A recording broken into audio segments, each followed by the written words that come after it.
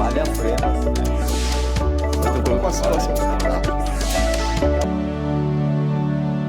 Olá, o programa em discussão vai falar hoje sobre um assunto de saúde pública, o aumento do número da incidência de HIV na população brasileira. A AIDS atinge hoje em todo o mundo, segundo a ONU, 37 milhões de pessoas. Só no Brasil, de acordo com o Ministério da Saúde, são pelo menos 927 mil pessoas. O Ministério da Saúde identificou 42.400 novos casos da doença em 2018, contra 40 mil em 2016. Apesar dos avanços no tratamento, a redução por mortes por HIV ainda é um desafio. Em 5 estados brasileiros, Rondônia, Acre, Ceará, Rio Grande do Norte e Mato Grosso do Sul, os óbitos aumentaram no ano passado. O número de infectados pelo vírus cresceu 6% em 2018. Segundo o Ministério da Saúde, a maior parte dos novos casos atualmente atinge os jovens, justamente aqueles que não viram a AIDS matar nos anos 80 e 90. E para falar dessa epidemia que ainda mata muitos brasileiros, vamos falar com a psicóloga Adriana Severini, o coordenador do grupo Pela Vida do Estado de São Paulo, Eduardo Luiz Barbosa, e a infectologista Rosa de Alencar Souza, do Centro de Referência e Tratamento DST-AIDS de São Paulo. Bem, pessoal, eu queria começar essa conversa falando um pouco como é que vocês veem essa situação hoje. Os jovens não estão preocupados, têm a medicação aí e muitos deles pensam que podem fazer sexo sem camisinha e acabam contraindo e por isso esses resultados, o número de infecções nos jovens está aumentando ao invés de diminuir como está acontecendo no resto do mundo. Como é que vocês veem essa situação? Olá, essa é uma situação bastante preocupante. Acho que nós temos aí desenvolvido aí, investido em uma série de estratégias que a gente possa chegar no jovem. Acho que a gente precisa estabelecer esse diálogo com o jovem antes que ele se infecte, né? A gente tem hoje várias estratégias para prevenção, que a gente chama de prevenção combinada, para evitar com que uma pessoa adquira a infecção pelo HIV. Quais são essas estratégias, então, doutor? Tem desde a camisinha da clássica, né? Camisinha que não está em desuso, ela está aí, ela está nos serviços públicos, ela está nas estações de metrô, de ônibus, etc. Então, ela está em um grande número de locais.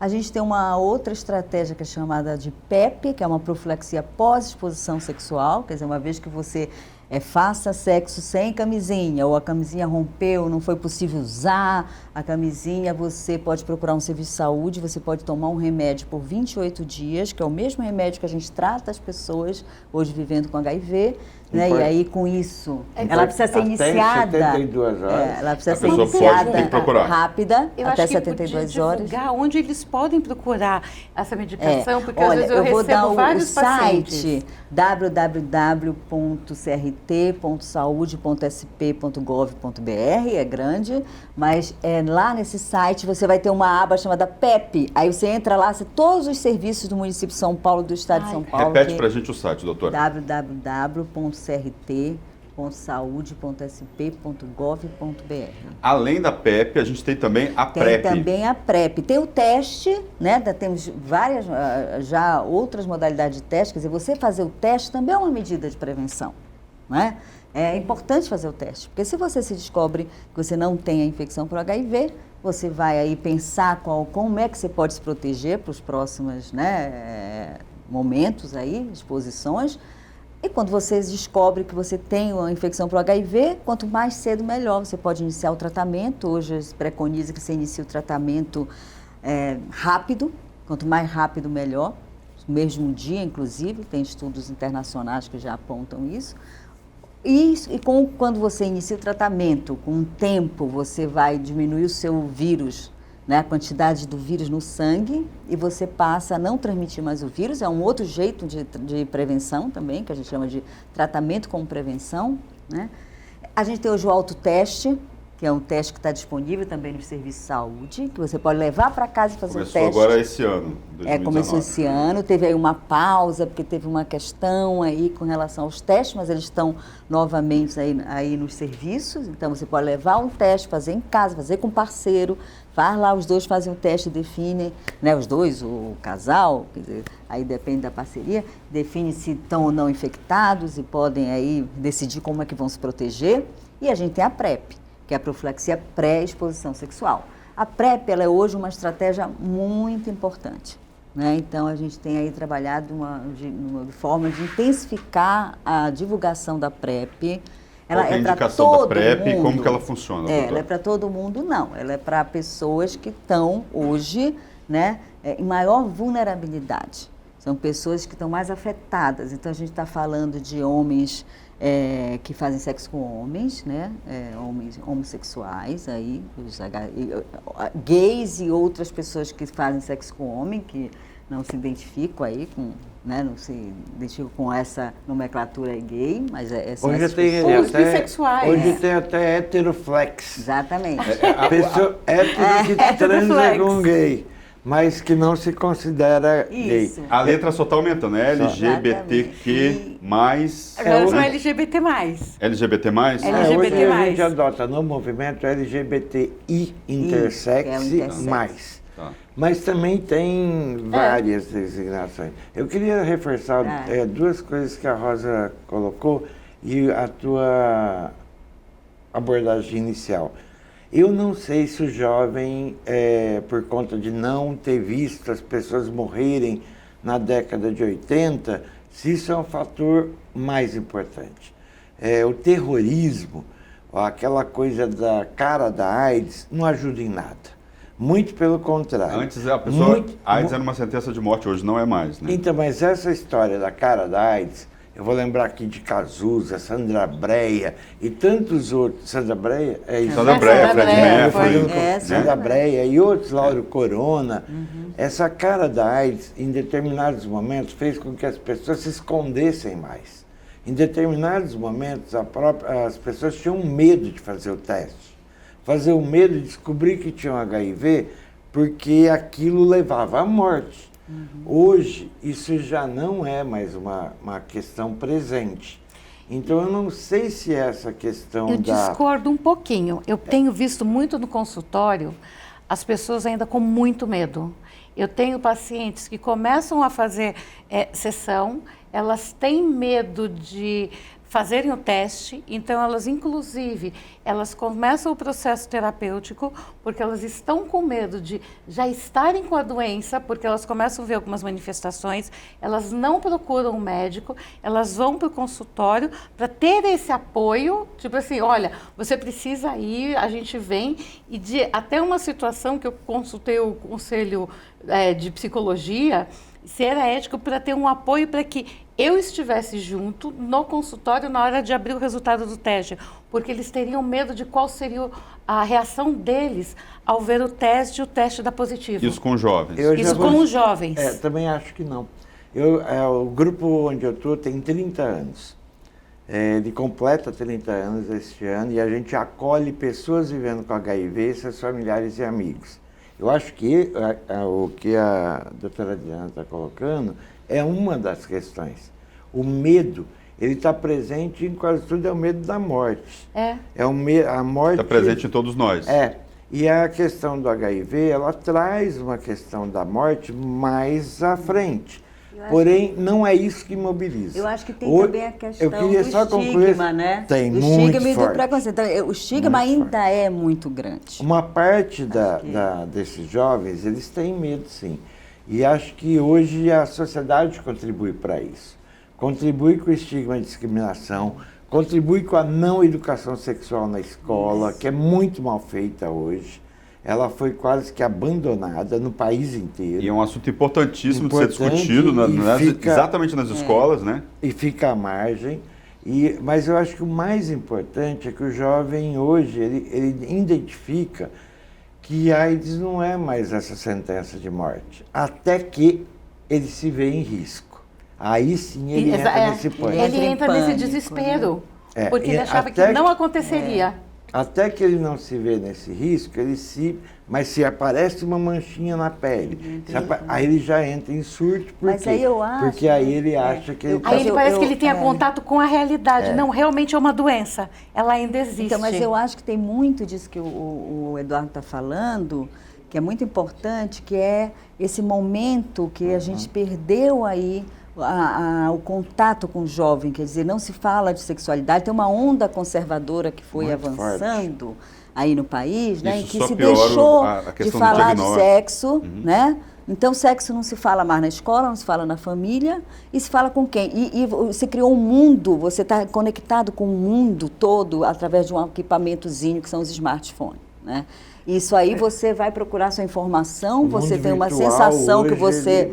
Não é? Você consegue se encontrar, tem muitas tribos, são muitas tribos. Como é que você encontra o diálogo? Porque há uns anos atrás, na década de 80, 90, 2000, foi o próprio movimento gay, né, que fez com que inventou o sexo seguro.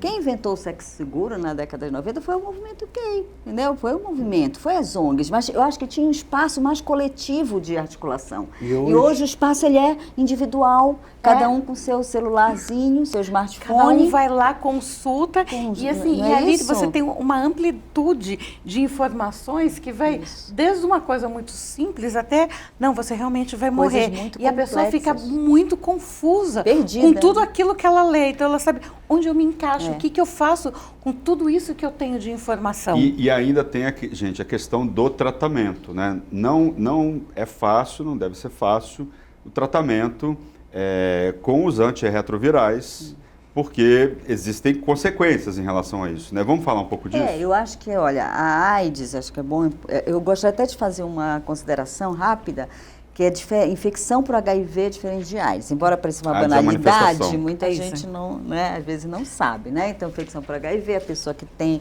o vírus que detecta lá no teste, né, no autoteste, ou no teste rápido, ou no teste convencional que é feito no sangue, né, mas que ela não tem nem alteração da sua defesa, nem manifestação clínica que está relacionada à doença. E a doença é quando a pessoa já manifesta ou tem só uma alteração da defesa. Independente que momento ela se descobre, hoje no Brasil, aliás, desde 2013, as diretrizes nacionais recomendam que uma vez que você faça um teste e que ele dê positivo, que seja confirmado e de fato você está com a infecção pelo HIV, você inicia o tratamento. Então, você vai ter que iniciar o tratamento e tratar para a vida inteira, até que a gente descubra a cura. Né? Acho que todo mundo está aí otimista, querendo que essa cura venha, mas a gente sabe que isso não é uma realidade. Este é um fator que também trouxe para a população em geral, inclusive e principalmente para o jovem, uma certa segurança. Na conversa anterior, você ter um tratamento que é relativamente simples, traz complicações. Efeitos adversos. Mas já foi muito pior. Muito pior. Né? Hoje não é muito então, isso melhor. Tirou um pouco essa carga do receio, do medo. E a gente tem o tratamento hoje, ele garante efetivamente o que a Rosa está colocando. Você fez o diagnóstico, iniciou o tratamento o quanto antes, a pessoa consegue manter a carga viral dela indetectável, ou seja, a quantidade de vírus que circula no organismo da pessoa é insuficiente até para transmitir para outra pessoa. Traz uma melhora do tratamento e traz também uma melhora da própria autoestima, da melhoria das relações, da possibilidade de você dialogar com o seu parceiro ou parceira.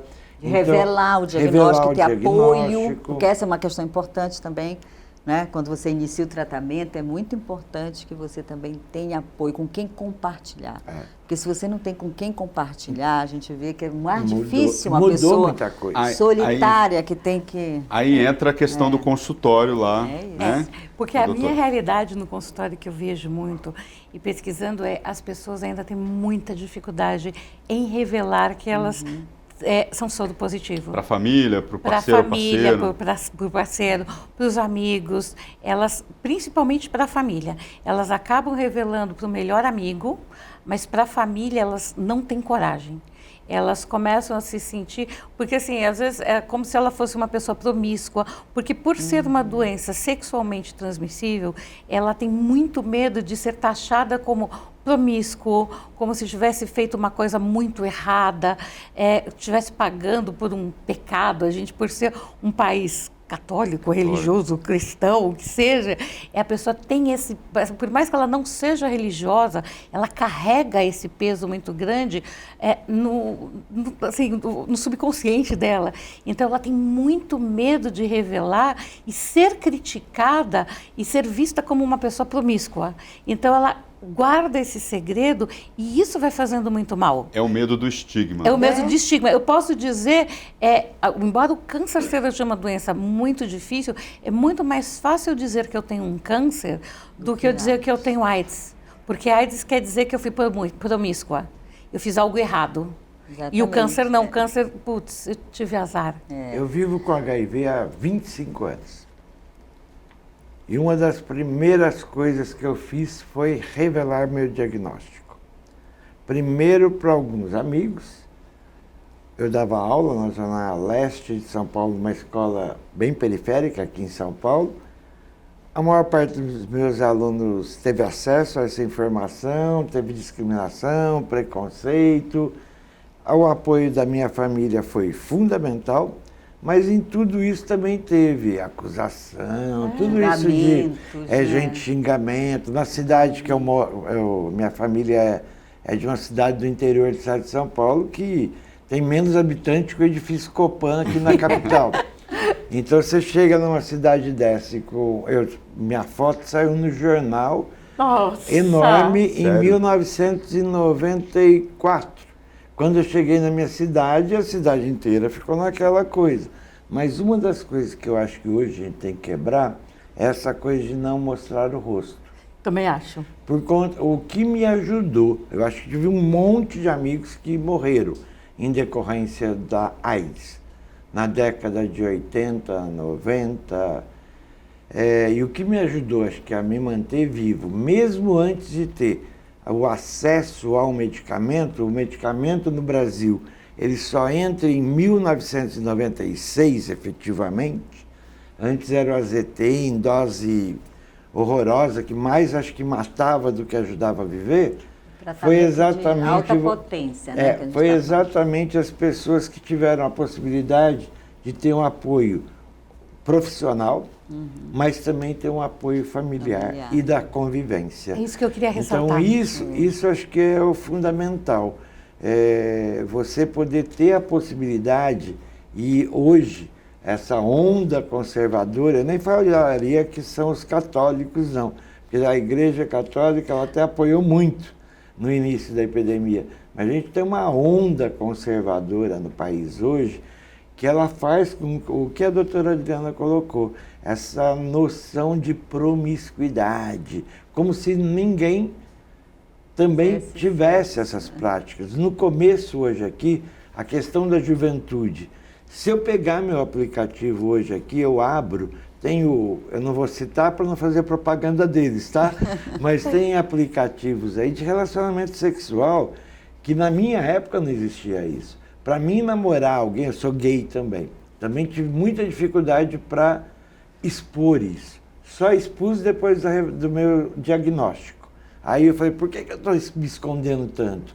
Por que eu tenho uma vida de dia, professor certinho, e para mim me relacionar, eu preciso encontrar na noite, e no escondidinho num gueto, numa coisa, gueto. Esquisito, né? E muita gente ainda vive assim. Mas Eu muita acho coisa assim, mudou. Eu acho Desde interessante, então. porque assim, olha, muito mudou a AIDS, né, a epidemia, deixou de ser aquela epidemia que era a cara da morte, né, que era aterrorizante, ela passa hoje a ser uma infecção, uma doença que tem tratamento, não tem cura, mas tem tratamento. Se você fizer um teste, se você diagnosticar precoce, você pode ter uma longevidade muito próxima de quem não tem infecção por HIV, mas o estigma e a ainda discriminação continuam o mesmo. Isso não mudou. É isso que Muito eu queria pelo colocar, contrário, assim, né? ressaltar que voltou a acreditar. Eu recebo meninas, eu falo meninas porque são pessoas com, garotas com 20, 21 anos, que estão com, não, que elas estão com HIV, elas tiveram 2 relacionamentos, 2 pessoas que elas se relacionaram sexualmente e contraíram vírus. E elas estão chocadas, porque na cabeça delas, eu não sei de onde, eu estou tentando ver, onde criou o mito que a gente regrediu para a década de 80, que só contrai o vírus homossexuais. Então, acho que isso precisa começar a vir à tona que não. Todas as pessoas de qualquer idade estão sujeitas a contrair o vírus, sim. Independente da opção sexual, da idade, do que seja. E independente de quantas relações sexuais você teve, você está sujeito, sim, a contrair o vírus. Eu acho que isso é importante, assim, olha, quero colocar aqui fazer essa consideração. Porque quando a gente vai falar, né? Quando a gente tem a oportunidade de estar num veículo, uma mídia, para a gente se comunicar, tentar aí passar uma informação, é importante dizer que hoje os homens, né, os gays, os jovens gays, são as pessoas que mais estão se infectando. Então, é por isso que quando a gente fala, chama a atenção dessa questão do jovem gay, que é porque, de fato, quando você vai olhar a prevalência, a quantidade de pessoas que estão infectadas, quando você olha para a população geral e para os jovens, para os gays, para os jovens, você vê que é muito diferente. Então, aqui é muito mais prevalente, aqui é muito menos, de 0,4 a 0,5 para 24%.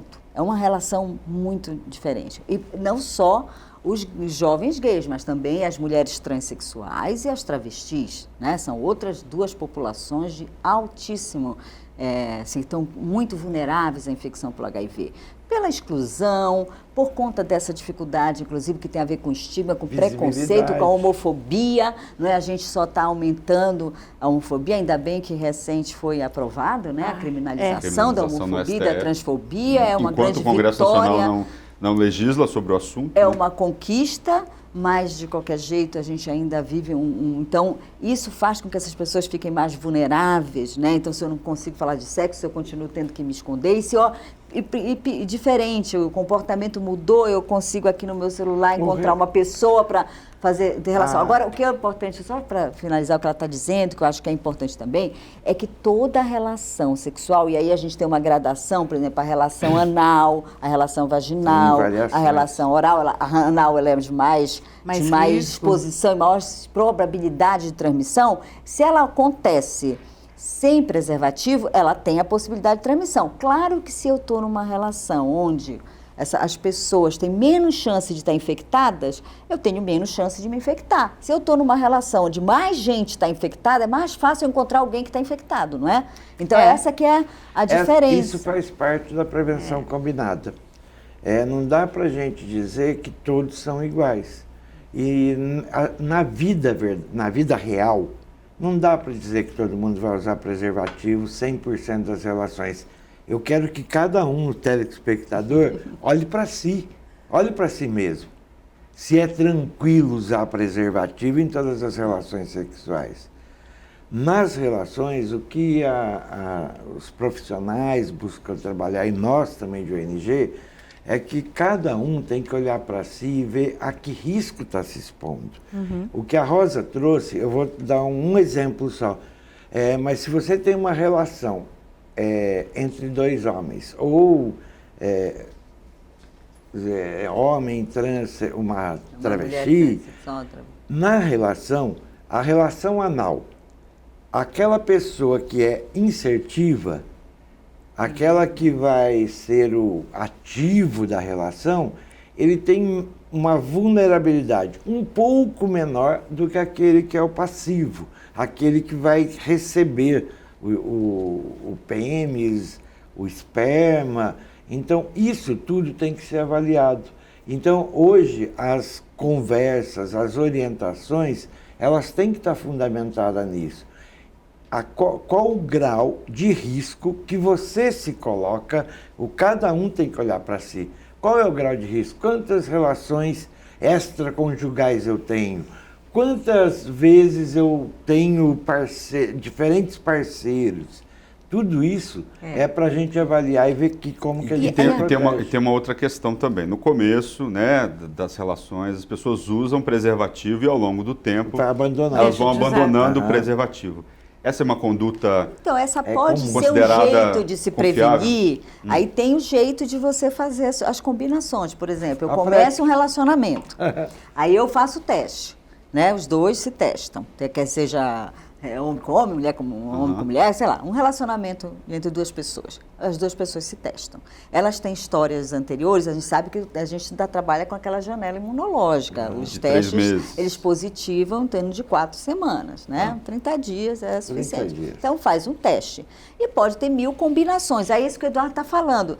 Eu quero correr, eu me permito correr algum risco, assim, então assim, eu vou combinar com o meu parceiro, a minha parceira. Mas isso nem sempre é conversado nas relações. Você falou uma coisa muito... Deve ser conversado. É desse jeito que é interessante. Uma Agora, coisa olha é a utopia, doutor, outra coisa é a realidade. É por isso que eu estou dizendo. É por isso que eu estou dizendo. Se você não quer correr risco, só tem 2 jeitos. Ou você vai usar o resto da sua vida a camisinha, que é muito difícil, como o Eduardo está falando, é muito difícil, né? Ou eu vou, sei lá, procurar alguma outra estratégia, né, de prevenção, né? Eu vou me testar várias vezes, eu vou, sei lá, procurar, se for entre 2 homens, a PrEP, né? A profilaxia pré-exposição, né? Então, são essas várias possibilidades. Porque hoje a gente está tratando de várias formas de relacionamentos que há pouquíssimo tempo atrás não existiam. Porque, assim, a gente tem relacionamentos abertos, a gente tem relacionamentos bissexuais. O trisal. Eu posso ser casada e ter uma namorada, ou ter um namorado fora.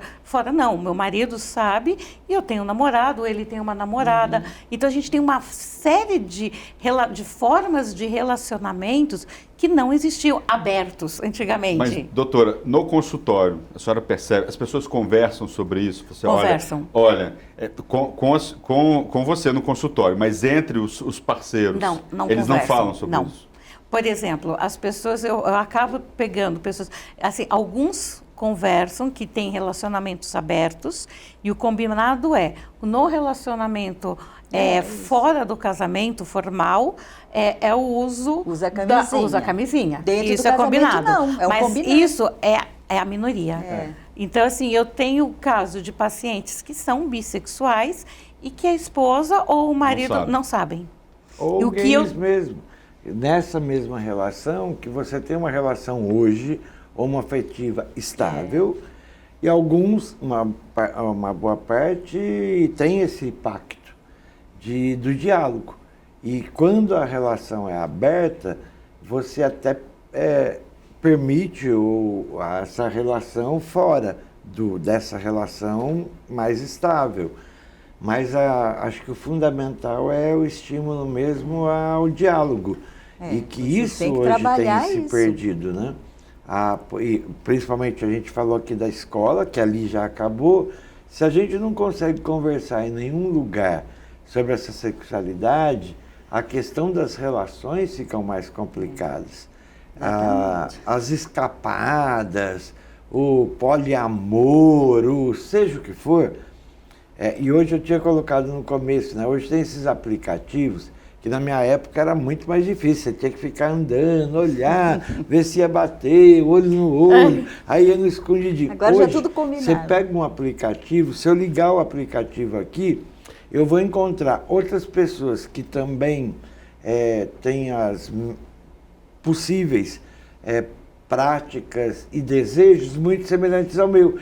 Em questão de minutos, eu posso estar transando. Eduardo, é a tinderização da sociedade. Não, inclusive tem aplicativos para soros positivos. Sim. Tem os aplicativos que você pode ir lá revelar, dizer que você é soro positivo. Eu vou falar, tem Grindr, Scruff, tem Greiner, Scruff, tem Horner. Hornet. Em alguns deles tem até mensagem que é apoiada pelo programa estadual aqui de DST-AIDS, pelo Ministério da Saúde.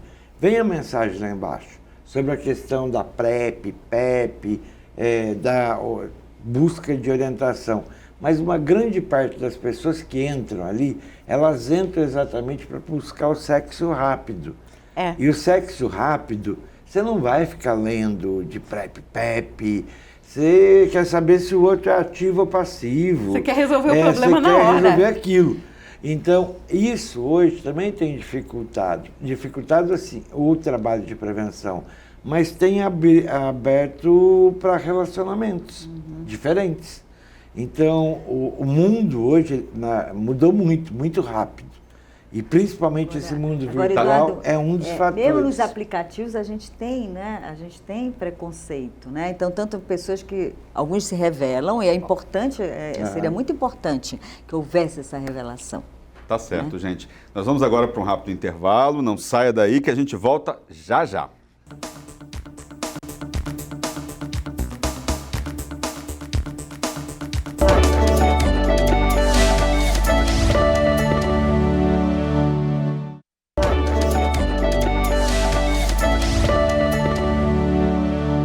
Estamos de volta com o programa Em Discussão, que hoje fala sobre o aumento do número da incidência de HIV na população brasileira. Aqui no estúdio, a psicóloga Adriana Severini, o coordenador do grupo Pela Vida do Estado de São Paulo, Eduardo Barbosa, e a infectologista Rosa de Alencar Souza, do Centro de Referência e Treinamento DST-AIDS de São Paulo. Nesse segundo bloco, eu queria conversar com vocês sobre algumas estatísticas do Ministério da Saúde. Segundo dados oficiais, o risco de infecção pelo HIV é 27 vezes maior entre homens que fazem sexo com homens, 23 vezes maior entre pessoas que usam drogas injetáveis, 13 vezes maior entre profissionais do sexo e 13 vezes maior entre mulheres trans.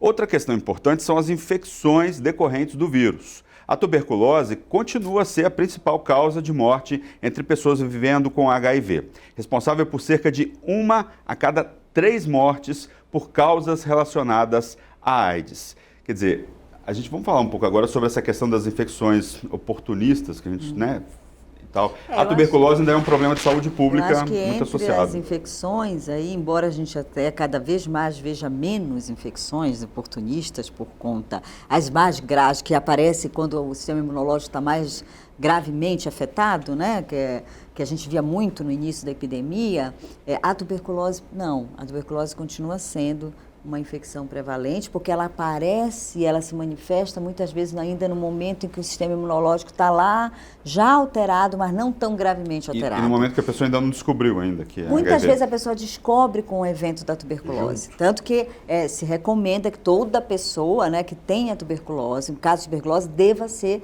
oferecido o teste para o HIV. E isso é feito de uma forma universal, com altos índices, etc. Então a gente sempre vai surpreender uma infecção por HIV, vai fazer o diagnóstico no momento da tuberculose, né, ali, porque vai ser oferecido o teste, é uma recomendação, uma diretriz nacional, né, e também a gente vê pessoas que estão vivendo com HIV que acabam desenvolvendo. A gente tem hoje, o que a gente chama de profilaxia, tratamento do que a gente chama de infecção do tuberculose latente, né, para tuberculose latente, que é a infecção pelo bacilo, mas que não manifestou. Então, a gente já tem todas as ferramentas, as estratégias para que as pessoas, de fato, não venham a desenvolver, pessoas que vivem com HIV não desenvolvam tuberculose. Infelizmente, a gente ainda não conseguiu adesão, né, tanto das pessoas, quanto principalmente dos serviços. A gente tem trabalhado muito, intensificado. O Ministério da Saúde, inclusive, desenvolveu agora um comprimido e distribuiu amplamente de 300 miligramas. Tem uma droga chamada isoniazida, que é a droga que a gente faz esse tratamento da infecção latente, né, para que a pessoa não venha adoecer de tuberculose. Mas isso é um processo que precisa ser intensificado. E outra questão... Além da tuberculose, eu queria reforçar a questão também que é muito importante, que é das hepatites aí. Principalmente a coinfecção com a hepatite C.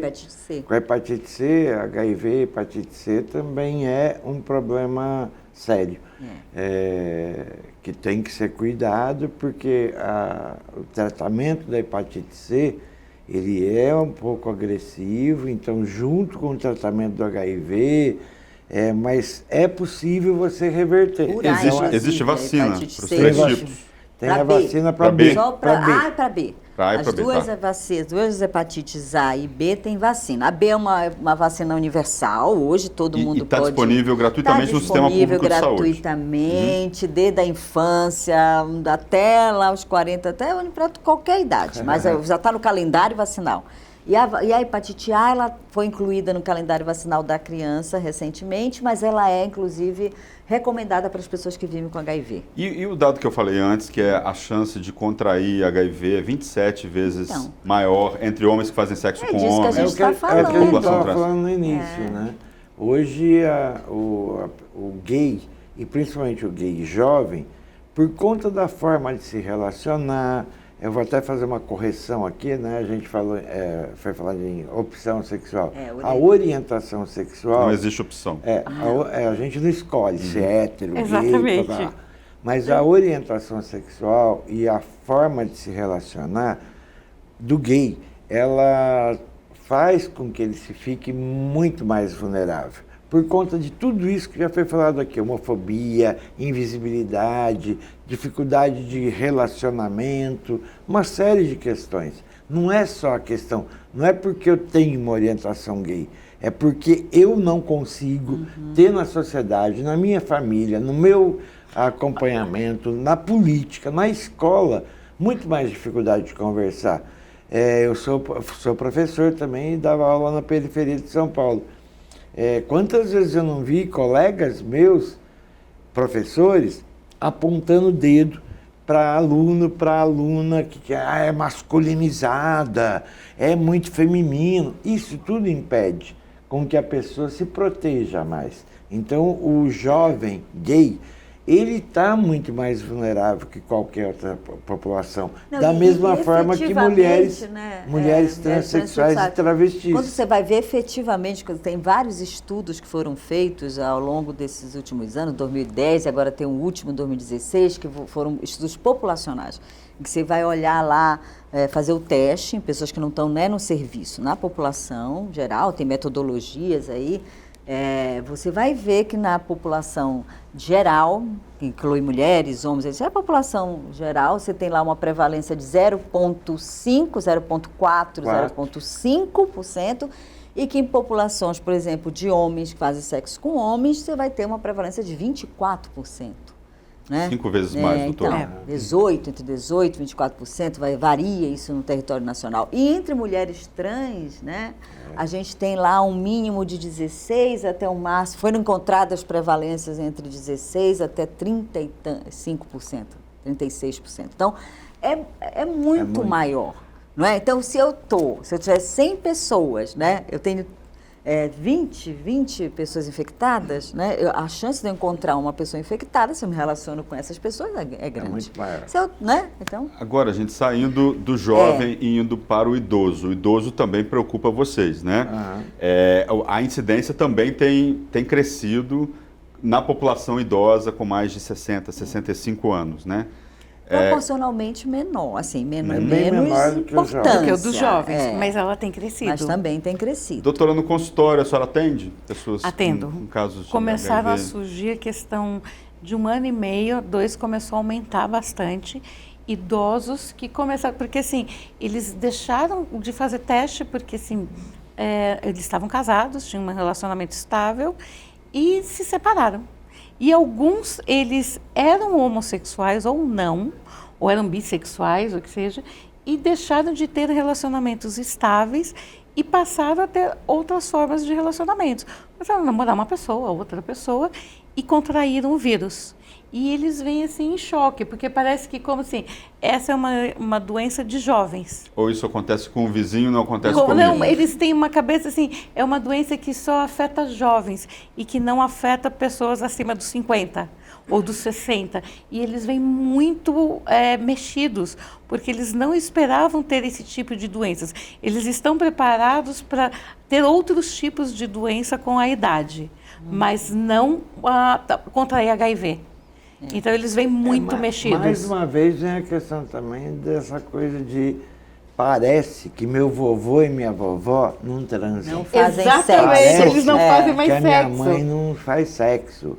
Então é aquela coisa. E hoje também, com a evolução da ciência, a gente tem aí, primeiro, um aumento da expectativa de vida da população. Isso. Aumentou Segundo, muito e ainda vai aumentar Não, muito. e com uma né? qualidade de vida e segundo boa. que a gente tem hoje aí medicamentos que ajudam Não, na potência sexual. Isso. O Então, você- Viagra, O por exemplo. Viagra. Exatamente. Aí você tem...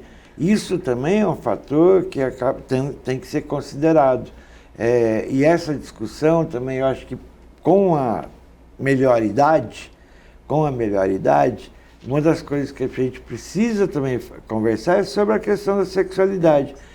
Parece, eu vou repetir, que os nossos pais e nossos avós não transam. Eles só se relacionam para fazer filhinho, né? E na hora certa, no momento certo, chegou. E não E é. outra coisa, né, que hoje tem todo um estímulo, né, para as pessoas aí da terceira idade, né, que estão vivendo mais, de turismo, de pacotes, viagens, de festas, de bailes. Mudou. Então, a ideia de lembrando, gente, que encontrar... a gente vai ter cada vez mais mais idosos. pessoas Mais acima de idosos, 60 anos nas próximas Agora décadas tem um no outro Brasil. fenômeno também, que é assim, olha, a gente está falando de casos de AIDS, né, não de infecção por HIV. Com os tratamentos, muitas pessoas que iniciam o tratamento, isso vai deslocando. Então, porque assim, eu me descubro com infecção com HIV, aí eu vou tomando remédio. Aí lá, quando eu chego com uns 50 anos, eu paro de tomar um remédio. Por algum motivo, sei lá, eu quero esquecer que eu tenho esse problema.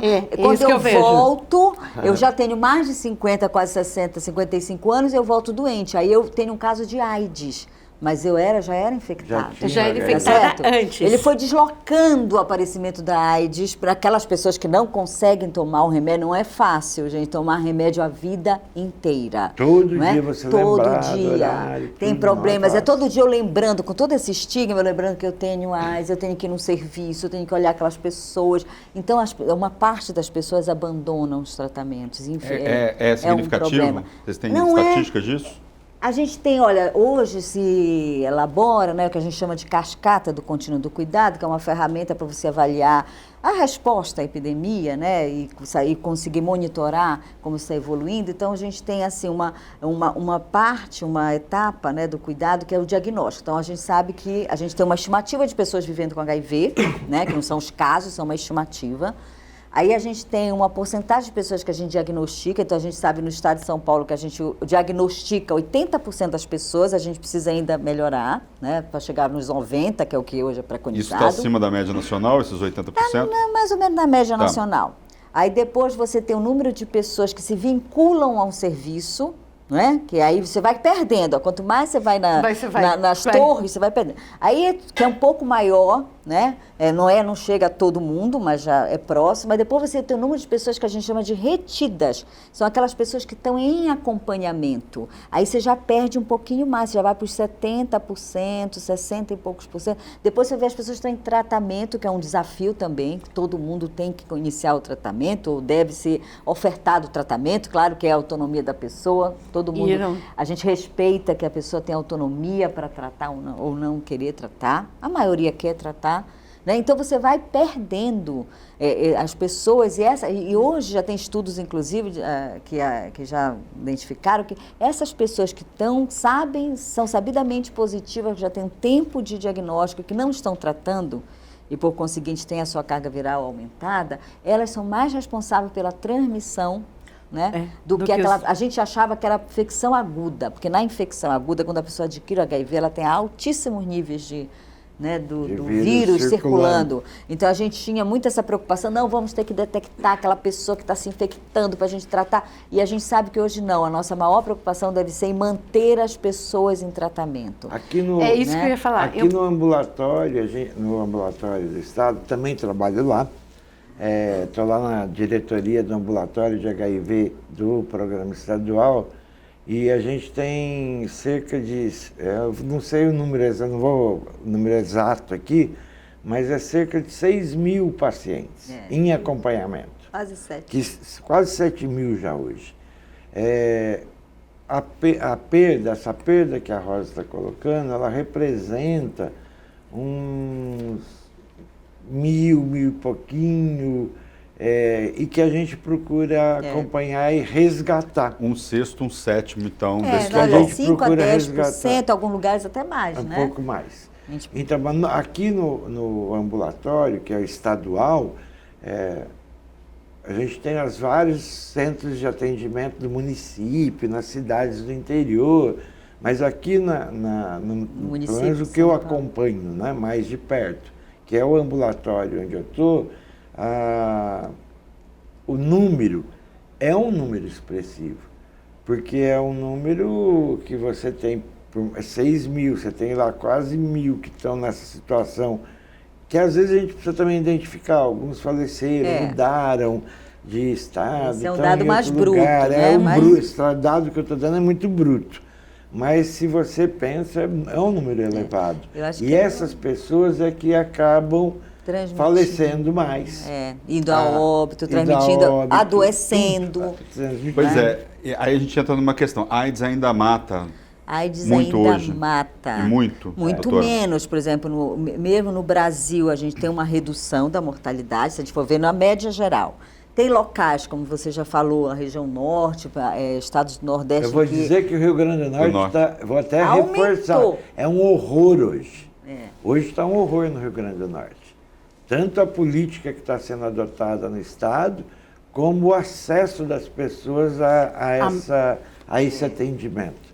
Lá, pelas últimas informações que eu estou tendo, até falta de medicamento está acontecendo para a pessoa que vive com HIV. Como que vai se tratar? Como que se mantém indetectável? Como que não se amplia, não aumenta? Como não aumenta o número, se você não tem tratamento, não tem nada. Não, e é muito importante, por exemplo, o suporte multiprofissional para que as pessoas se mantenham, é muito importante. As pessoas, às vezes, elas entram em depressão e aí elas não vão procurar o serviço. Se o serviço não for atrás da pessoa e ela não tiver um suporte, inclusive para detectar pessoas que são de maior risco para a não adesão ou a não retenção. É isso que eu ia falar, porque eu recebo no consultório pessoas que estão em depressão porque elas vão com uma expectativa muito grande para o tratamento e elas criam algumas fantasias sobre o tratamento. Muitas devem chegar no momento de eu tenho pouco tempo de vida. Né? Eu tenho pouco tempo de vida e você tem que tratar toda essa depressão porque assim, elas correm risco de tentarem cometer o suicídio, porque assim, não, é um sofrimento muito grande, então eu quero assim, encurtar esse sofrimento. E você tem que tratar a depressão e ao mesmo tempo ir estimulando para que elas voltem ao tratamento do tratamento do HIV, entendeu? Para que a doença não se manifeste, porque elas abandonam, porque como assim? Não, eu tenho que tratar isso minha vida inteira, eu tenho 21, 22 anos, eu vou ter esse tratamento por mais 60 anos. Não quero. Daí você tem que ir tratando, resgatando a depressão e ao mesmo tempo falando, não, olha que legal, olha quanta coisa que você tem na sua vida. Não, e é um tratamento, e assim, e tentar minimizar falar que não é uma coisa tão terrível. O tratamento, você não pode brincar de Poliana, que é uma coisa simples, mas que não, que você vai poder ter vida, sim, e dar exemplos de pessoas que têm HIV, que olha, que são pessoas que construíram uma vida muito boa e que são pessoas super ativas e que vivem muito bem. Como que a família e como que as pessoas próximas podem ajudar? A família é fundamental. Assim, por mais medo que essas pessoas tenham de receio de conversar com a família, de contar, elas precisam. Então, muitas vezes, eu faço atendimento familiar justamente para conversar e dar suporte, porque a família são pessoas que estão normalmente aí com seus 50, 60 anos e que tem aquela imagem do Cazuza. Então, eles ficaram com aquela imagem aquilo é a cara da AIDS. Então, o meu filho, a minha filha vai acontecer aquilo. Então, trazer para o consultório e explicar, não é. Então, o que é HIV hoje? Explicar o que é o tratamento e conseguir o apoio dessa família para aquela pessoa. porque assim, o apoio da família, dos amigos que estão em volta é muito importante, porque a pessoa se sente muito isolada, muito sozinha. E tem que Eduardo, lembrar como é que é o trabalho no Grupo Pela Vida? E tem que lembrar que as relações hoje familiares, a gente tem que olhar também para a família como ela está hoje. Não adianta a gente pensar que só tem a família tradicional. Hoje, nas relações aí, muitas famílias, por conta até da LGBTI-fobia, que é essa aversão, ódio, muitas relações são estabelecidas em outra base. A história da família tradicional, hoje, ela não é a única. Então, essas relações têm que ser consideradas. Eu concordo muito com aquilo assim, que foi colocado no início, que às vezes a gente fica meio na contramão. A pessoa, por mais que ela saiba que tem HIV, ela se desresponsabiliza. Mas num momento se desresponsabiliza assim, o problema está tão longe, tem medicamentos, isso, aquilo. A hora que ela recebe o diagnóstico, eu costumo dizer que lá no grupo a gente recebe as pessoas da mesma forma que recebia 20 anos atrás, 30 anos atrás. No momento que você recebe o diagnóstico, não mudou.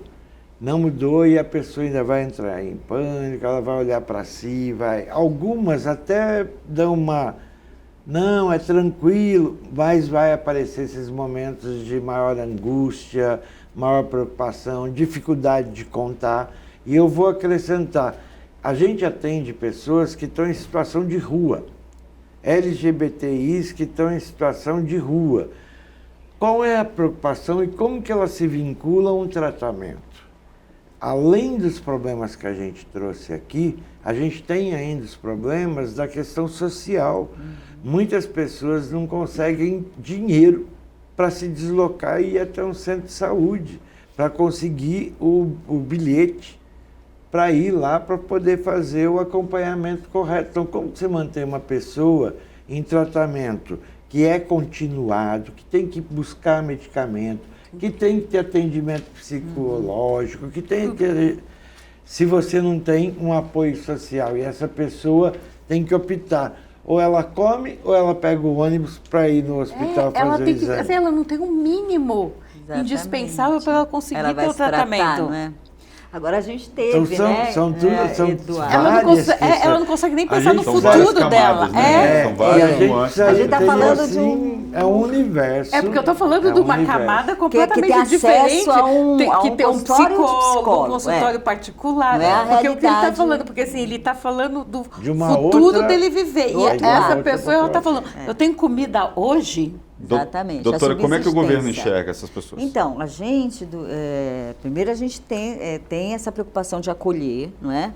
O CRT, ele é um serviço bastante complexo, ele é o maior serviço, né, de STAs de São Paulo, e a gente, então, inclusive, a gente faz esse reforço positivo.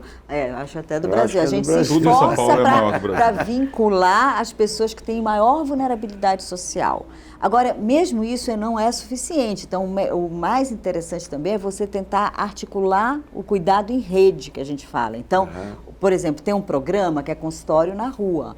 Tem os serviços, os centros de saúde que estão mais próximos da pessoa. Tem os equipamentos sociais. O CRATOD, né? Mesmo, aqui no estado de São Paulo, que cuida da questão de drogas, ele tem que ser um parceiro. A gente, então, se articula para cuidar dessas pessoas. A saúde, assim, só um serviço não é suficiente. Você vai ter que articular várias possibilidades. Então, desde da saúde, né, dos equipamentos da assistência social, que são os CRAI, as CREAS. A gente também tem, ao longo do tempo, estabeleceu aí leitos em casas de apoio, casas de acolhida, casas em que a pessoa pode ir morar, não é? Ela pode ir ficar. Isso tem reduzido ao longo do tempo aí por questões aí da política, né? Mas assim, a gente tem essa possibilidade e tem a possibilidade de fazer o cuidado dele mais próximo onde ele está, que é o consultório na rua. Todo lugar tem consultório na rua? Infelizmente não. A Assembleia Legislativa do Estado de São Paulo e o governo de São Paulo sancionou recentemente uma matéria aí que foi a possibilidade das pessoas que vivem com HIV e AIDS, junto com outras patologias, com outras enfermidades, de ter acesso ao bilhete de metrô e ônibus gratuito. Isso é uma medida política feminina efetiva e que ajuda no combate à epidemia, É isso. que ajuda no Que ajuda a vulnerabilidade social. E é recente. É deste ano. Isso foi uma briga monumental. O programa participou, porque depende do governo que entra, depende do governo que sai, oferece o bilhete, tira o bilhete, só dá para quem está quase morrendo. Quem está morrendo não precisa de bilhete, precisa de ambulância. E a gente está falando, pois é, de articular setores também, né, da social, são setores, outros setores do governo. A saúde, ela é insuficiente para lidar frente a essa vulnerabilidade social. Mas essa rede ela já está articulada já faz tempo, né? Sim, ela vem se altos e articulando, baixos? ela vem se azeitando, Tem altos e baixos toda vez que o SUS, né, o nosso Sistema Único de Saúde, onde essas políticas estão sendo operacionalizadas, sofre aí com subfinanciamento, né, com algum retrocesso, isso é abalado. O congelamento hoje de verba para a área da saúde é um grande equívoco. Hoje você congelar gastos com saúde, ele traz esse prejuízo Impacto, né? de você poder ampliar pesquisa, ampliar acesso, tudo. Então, olha, recentemente a gente teve também uma outra conquista, né? Que foi as pessoas vendo com HIV, elas estavam sendo desaposentadas, Também. que era um grave, impacto Nossa. gravíssimo na vida das pessoas.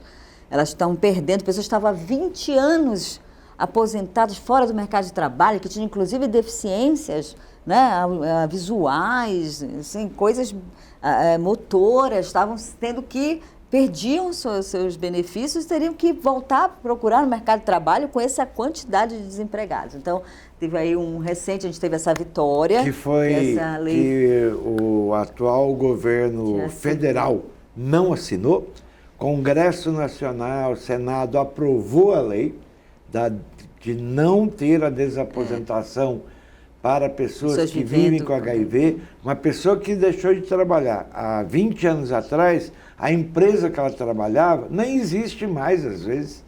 E o governo federal, ele não assinou, voltou para o Congresso e ainda bem a gente tem hoje a lei, eu não vou lembrar o número, mas está intitulada como Lei Renato da Mata, que é um ativista que não está aposentado, mas que batalhou enormemente e essa lei passou agora. Eu não lembro agora o termo exato, mas o presidente da República não assinou e voltou para o Congresso e o Congresso derrubou o veto presidencial e a lei está valendo. Então, eu acho que é isso. Olha, para essas pessoas com alta vulnerabilidade social, é preciso articular políticas, áreas, mas a saúde ela é insuficiente.